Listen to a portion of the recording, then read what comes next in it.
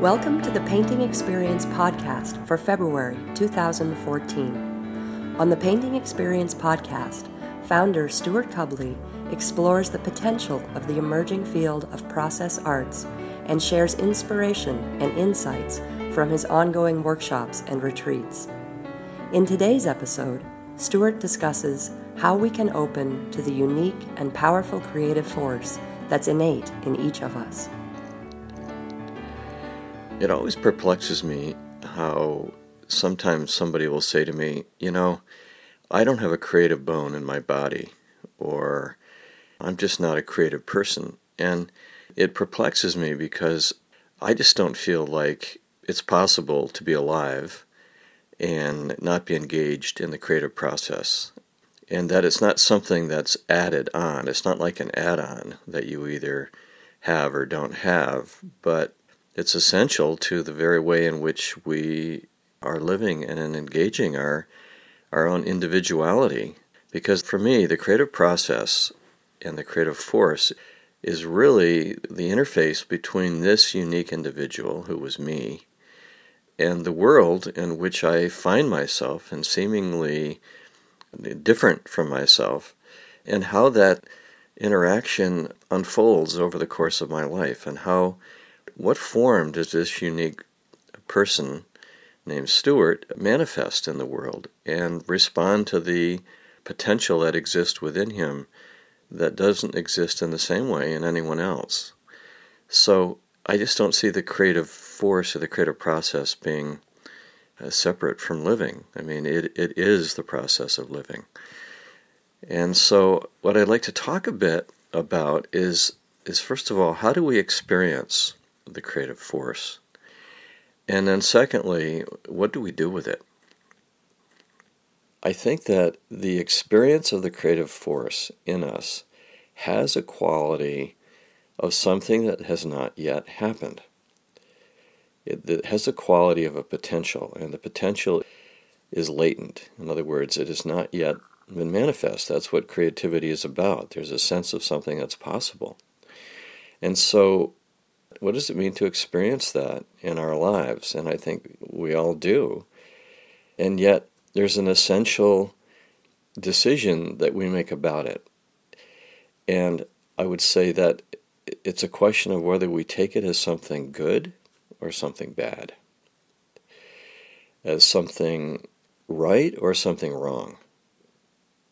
Because there's a very easy road to travel down, in which we take it as something wrong. And this is an essential fork in the road, actually. And I think it's important to kind of bring our attention to it, because the ramifications of going down that road are very, very different than going down the other road. If you assume that there's something wrong with the experience of the creative force, that leads you into a very, very complex labyrinth of eventualities, which is very different than if you engage it as something right. So if we assume there's something wrong with this experience that we have of the creative force, which necessarily has a sense of lack, because there is this space opened up, there is this sense of potential that's not yet manifested, that's not yet realized. There's an emptiness to that. It's almost like it's a hole. And it's not comfortable, for sure, that hole. That unrealized potential is asking something of us. But if we assume that, that's wrong, I've got to do something with this, there's often three ways in which we then travel from there. Number one is try to override it and just live our lives and just assume I'm not going to pay attention to that. I'm just going to put my nose to the grindstone. I'm going to do what I'm supposed to do. I'm going to do what's expected of me. I'm not going to pay attention to that yearning that might be under the surface. It's too disturbing to pay attention to it. So I'm just going to pretend it's not there.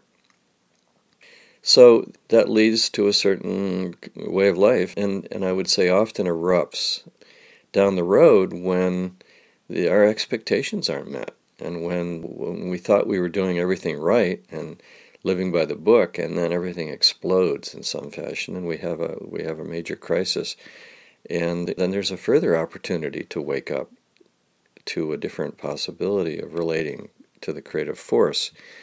But it all stems from that original decision and assumption.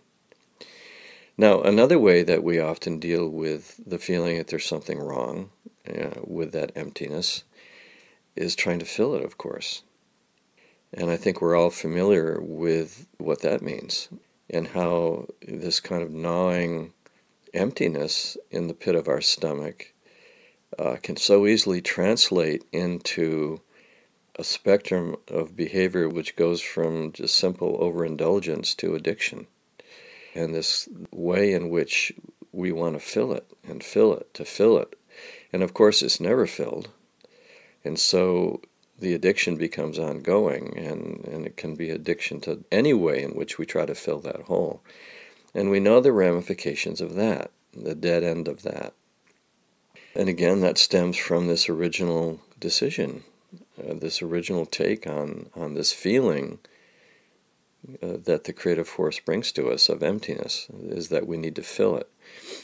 And then I would say the third way, it often comes from more of an awareness of the fact that filling it doesn't really work, is that we attempt to find a way to fix it. And so we engage in all sorts of teachings and psychologies and practices and workshops, and in an attempt to fix the problem. In other words, we've got this hole, now I can't avoid it and I can't fill it, so I've got to find a way to fix it. I've got to find a way to adjust myself. I've got to get to a state of mind and a state of being where the hole is not a problem.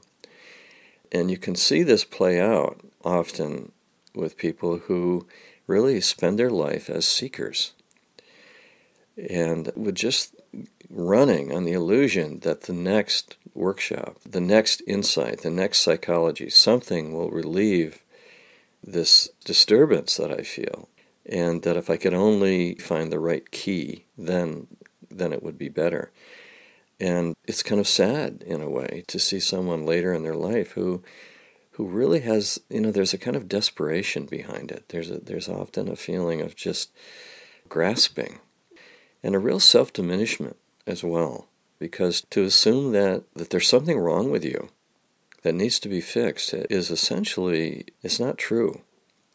So I want to back up and go to that first fork, where we sort of automatically can assume that this discomfort that I feel, this potential that manifests as a kind of emptiness, as a yearning, as a kind of call.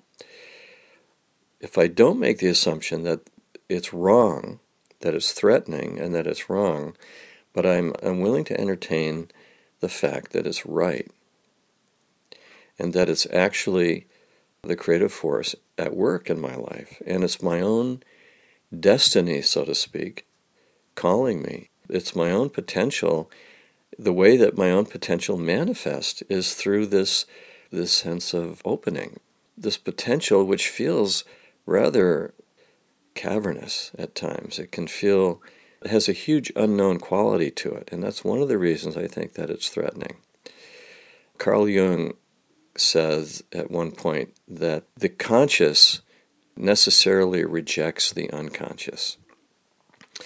And I think, in my own experience, there's a lot of truth to that, because you can imagine the unconscious as being that which is not conscious, right? And which is much more of the whole than what our consciousness is. We have our consciousness as a little bubble of the world that we have created for ourselves with our own self-identity and our own sense of priorities. And it's not wrong, it's true, but it's not the whole picture.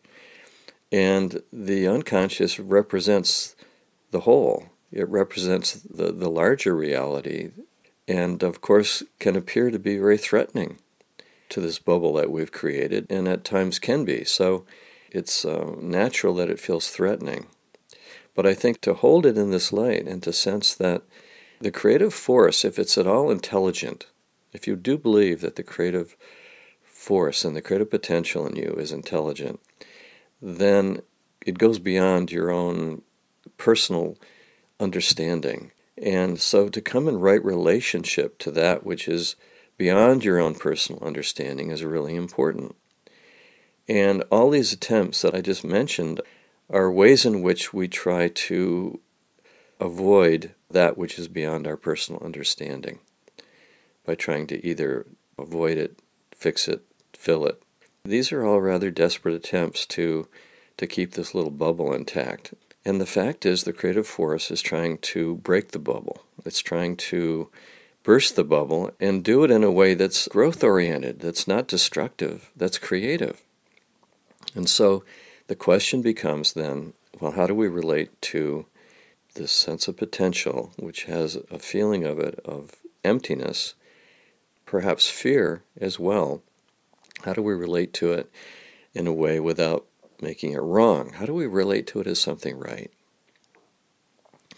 And I think this is really an essential decision that changes everything, because if you then begin to engage it as something right with the world, something right with your world, it becomes a very, very different thing. And it's going to require different things of you. It's going to ask you to, for one thing, to not know what to do. These other attempts are you thinking you know what to do, and you're going to go about doing it. But here, if you don't react to it in that way, you actually want to explore it. It starts to move. It's dynamic. And I think one of the fears that we have, and one of the assumptions we make, is it's this kind of static, bad place to go, and that it's dead. And the fact is, it's not dead. It's extremely alive. And as you begin to explore it, you find that it moves. And I would say the first thing you might experience is that there's something that feels right about exploring it. It's almost as though you're finally engaging yourself without turning back because of your fear. You're finally engaging this part of yourself, and there's something that feels right about that. Even if it's scary, even if you don't know what it's going to yield, even if you think you might be going crazy, there's something that feels right. If you're honest, there's a visceral sense of rightness. So I think there's a question then, okay, well, how do I actually do this? How do I explore this in my own life? And how do we explore this in the painting process? How do we use the powerful tools of color and form and image and gesture to partner with the creative force? We'll explore this further in future podcasts, and I hope this has been helpful for you today. I look forward to talking to you again. Thank you.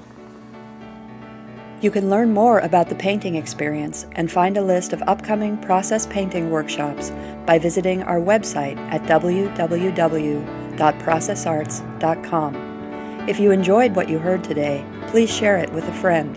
The theme music for this podcast comes from Stefan Jacob. We thank you for listening and hope you'll join us again soon.